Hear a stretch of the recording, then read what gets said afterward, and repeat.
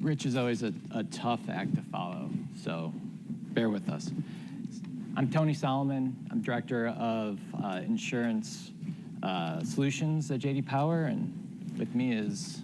I'm Dan Selden, and I am the Senior Director of our Research and Data Science Department and oversee all of our non-automotive work. Yes. So we're going to talk a little bit about, Steve had mentioned this, some work that we've been doing with one of our products to start looking at kind of predictive analytics, forward-looking forecasting. The product that we are basing this off of is our list product. So just a quick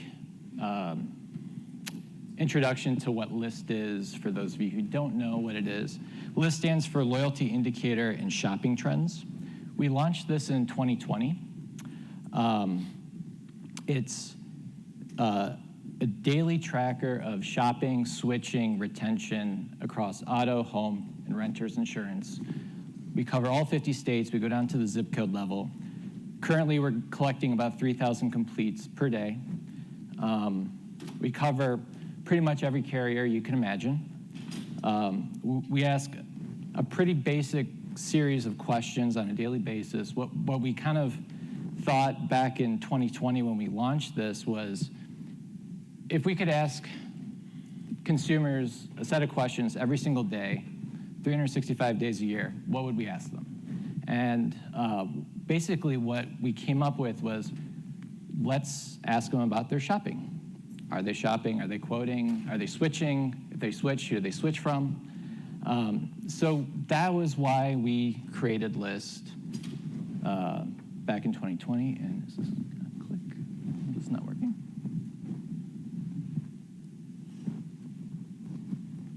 There we go. So that's why it was important. Our clients told us that they wanted a tool to supplement what they were getting from other sources. They wanted something that was daily, something that was updated daily. And when we launched List officially in September of 2020, but before that, we did some testing. We did a lot of beta testing throughout the late spring, throughout the summer. And what kind of the aha moment for us when we knew that we had something that was really powerful, really predictive, was I'm from Michigan. Back in 2020 in Michigan, on July 1st, our PIP laws changed. Prior to July 1st, you had to have unlimited PIP in Michigan. On July 1st, that law changed. You didn't have to have the unlimited PIP. You could go a range of different PIP coverages. And what we were doing was we were looking at the early responses from our product. This was before we were giving it to clients. We were kind of testing, is this even accurate? Is this even going to be a good product for us to go to the market with? And when we took a look at shopping rates across the United States and we overlaid a heat map of the United States, Michigan lit up like a Christmas tree. It was the highest shopping rate. And it just so happened that we were collecting data around this time that the laws were changing. So we started to look deeper into the data, and what we saw was a lot of people, because we had a basic series of questions of why were you shopping. When we looked deeper at some of the verbatims, it was very clear. People in Michigan were saying, the PIP law is changing. I want to see what else is out there. I want to see, I want to requote my policy. So we started to see that what was happening in the industry, things that we knew were happening in the industry, were showing up in our data. So we were starting to sort of measure this in near real time. So over the last 6.5 years, what we've done is we've taken a look at what we collect, and when we compare that to the DPW data that we get from S&P, we see a very close alignment between our data and S&P. Granted, our data is survey-based. S&P is obviously the actual data that the insurance carriers file. But what we've done is taken a look over this time, and we actually did some back testing recently. About 1.5 years ago, we started to say, well, let's see how good this is. And what we did was we've actually put out a white paper recently that shows just how closely aligned our data is to what's actually happening in reality. So that led us to take this a step further, and came Dan. And what we ended up with is a little bit of a predictive element to our product. All right, so list data, as Tony mentioned, is collected via panel. So we're using an online panel to get this data. It's general population data, so we're just going out and asking anyone and everyone, have you shopped? That's a criteria to be in the study. So from 2020 to 26, here's a look at what we've covered during that time. So we're tracking at roughly 55 brands per year that we're profiling. Now they can tell us they shopped any insurer. These 55 brands are brands that have significant sample, sufficient sample to kind of dive into and look at. You can see the DPW totals of those brands that we captured per year. You can see the average DPW per brand, and then the last row shows you the counts of the sample we're getting per year with list.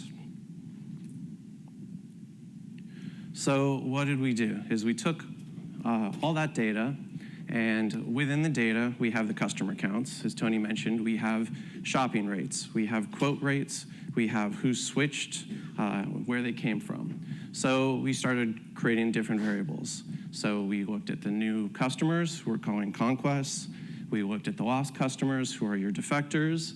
We also have the people who are at risk, who are shopping, and then the quotes for prospects. And we calculated different rates. So I have the rates up here, the conquest rates to get at that and kind of normalize by the different sizes and the footprints of the brand. You can look at the new over the total. For the defectors or the lost, it's lost divided by the total plus the lost minus the new. So it's just basically the same thing, but baselining to the prior total. We can take a growth rate, looking at those who you've won minus those who you've lost to see if you're growing or you're declining. We can look at that with list, and then we did the same thing with the DPW data. So we can take those dollars and we can convert them to market share rates by looking at the total industry we're covering and putting that into percentages. And we can look at the growth rates by looking at the time 2 DPW minus time 1 divided by the prior history. So we looked at those things. I'm not going to talk about the shopping and the quoting things now. Those are things we're also looking at. And I should also mention we do have an intent to switch question. So we ask that in a lot of our surveys.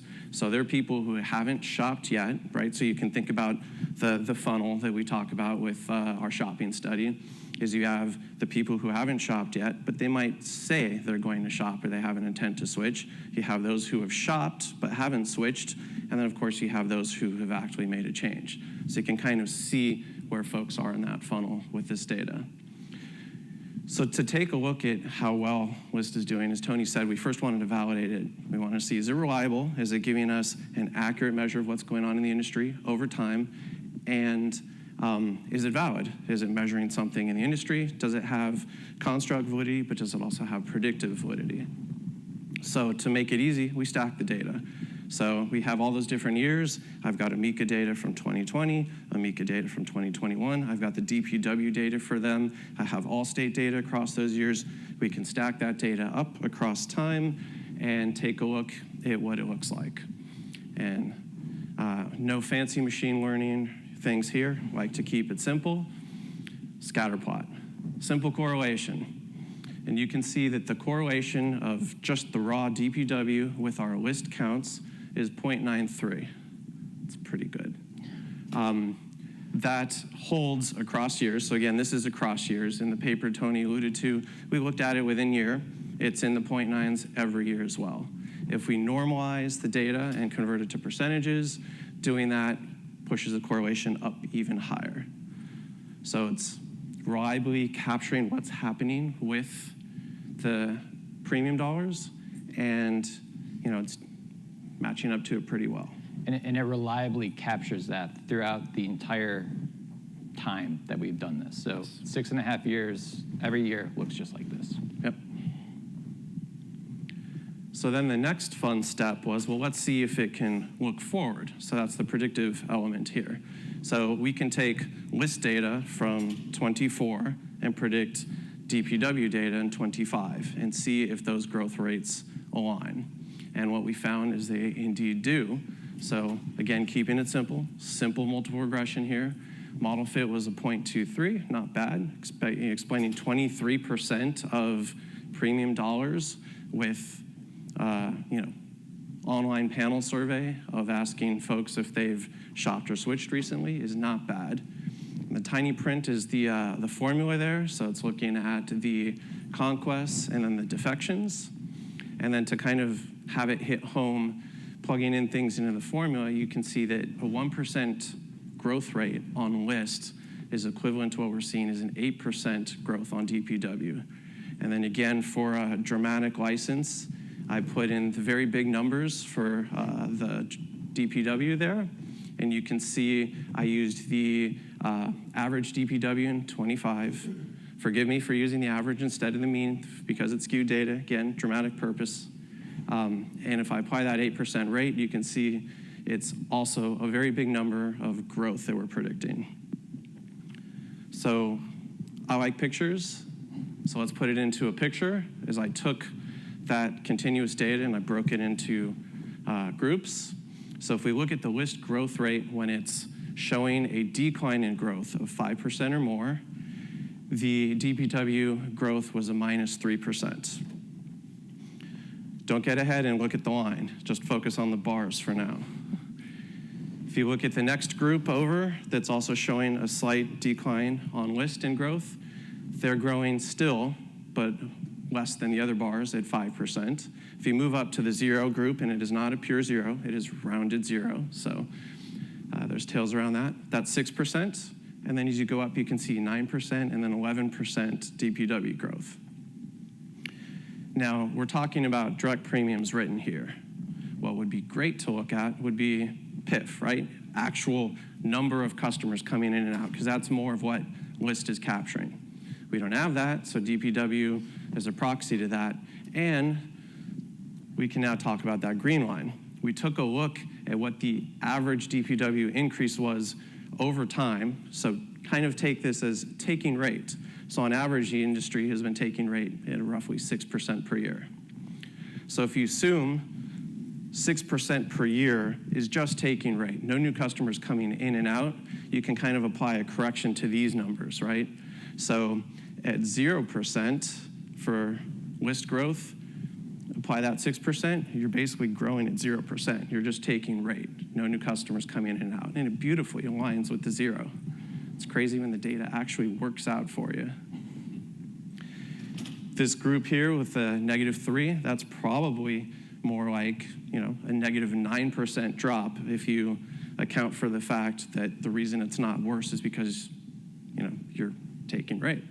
And then, of course, you go up, that 11%, is now roughly akin to our 5% growth. So it aligned pretty well here. And, this is kind of step one. We have more to look at with the list data. And then, of course, list sits on top of all of our other products as well. So there's things we can look at and have looked at with our AIS and HIS studies. There's things we can look at with claims as well to kind of drive this. So you can kind of imagine a model that kind of follows through the process of what triggers someone to shop, a claim, a life event. We can see that in our studies, then see that they're shopping, use the shopping data to predict when they will switch or how likely they are to switch, and then that will then translate into revenue. So this is the science on top of this that Dan has done recently. But if you followed, so we just had our Q1 list report go out yesterday. If you've followed those reports, we've tried to do this in a less scientific way in the past. One of the things that we saw, this was a couple years ago, the state of California, where Dan lives, is just always an interesting thing to look at because there's always just chaos going on in California with the insurance market. But a few years ago, carriers were basically unable to get rate increases, so they weren't able to write profitable new business. So they started to shut down, a few large carriers started to shut down acquisition in California. This was, I think, 2023, somewhere around there. And what we did is we took a look at that time at what was happening in our data. Again, sort of in real time. We get the S&P data. It usually comes out in the spring of the following year. To take a look, did our data match what ended up actually happening in California? And what we saw was it was very well aligned. We saw that the carriers that were shutting down acquisition channels were actually showing a drop in quoting activity and acquisition activity in our data. The carriers that were able to write profitable new business were growing in California. So this kind of was able to take this a step further and look at across the United States, across time. We've had this product now for several years, so we have a pretty substantial amount of data to look at this point. So the conclusions that Dan came up with in looking at this data is that, yes, this is a viable measure of market share and revenue, which is great because it's, we're at almost 2 million records at this point. So, job well done. We did it.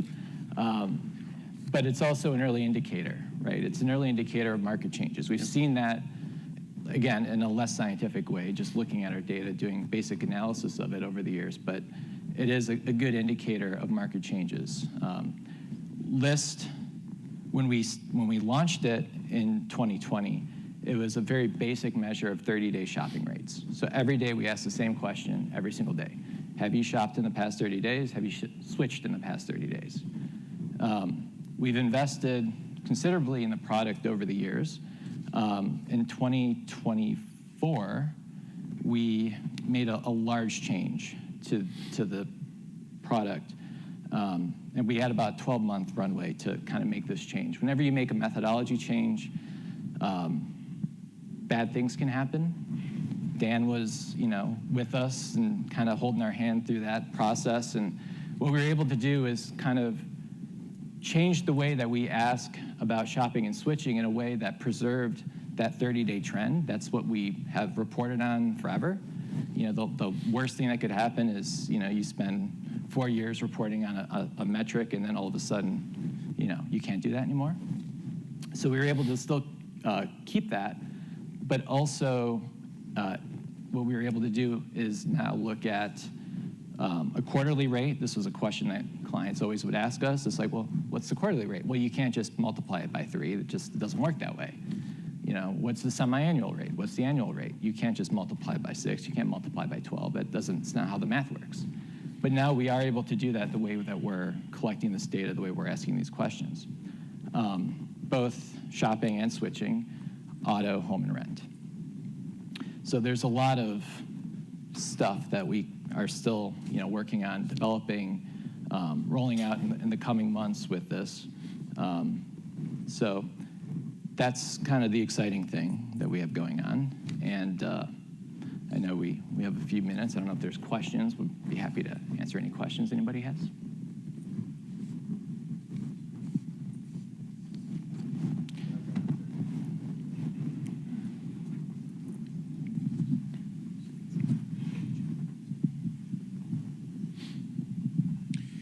Yeah, it's maybe 2 questions. So first of all, what's the lag time between what we see in lists and then when that's actually going to be reflected in DPW? And then based on the list results through, I guess, Q1, who are going to be the winners and the losers this year by the end of the year? Or can we name names, or do you have to be a subscriber? So the lag time, that's a tricky question. Mike, I didn't think that you were allowed to ask questions. I thought. Yeah. So as I mentioned, the central metric that we report on is this 30-day shop rate. It's a rolling shop rate.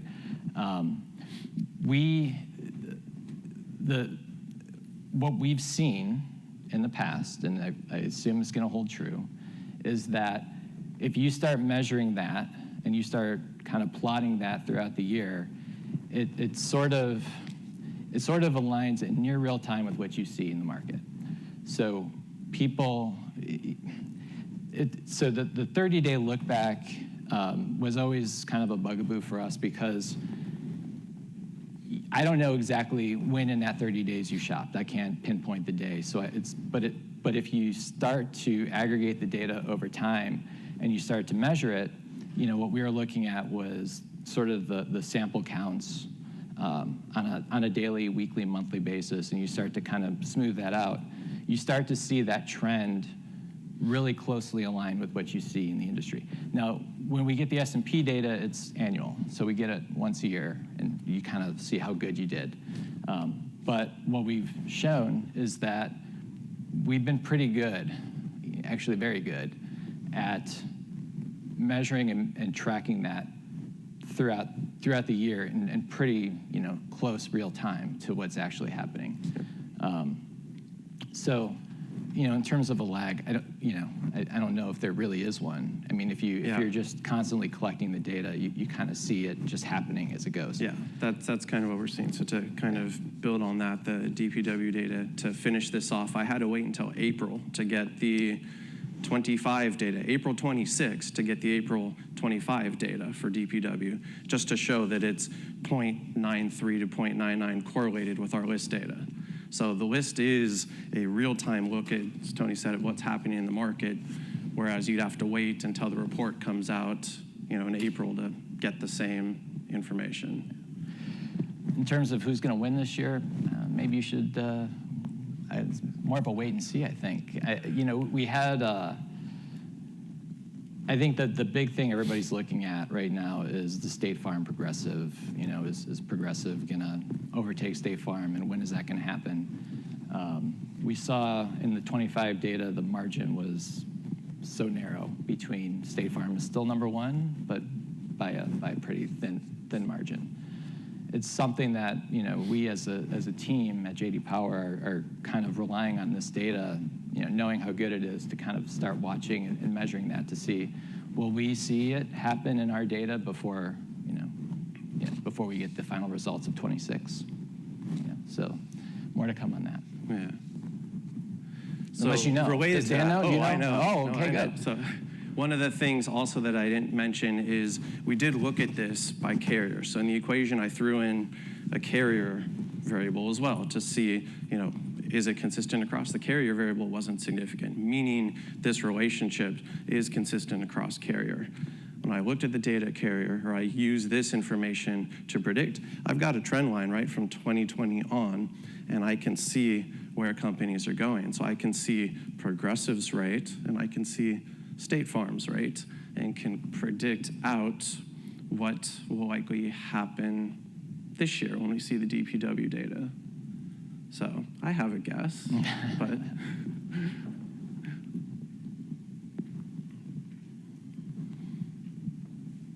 right. Any other questions? It was so good. All right. Yeah. Well, thank you all.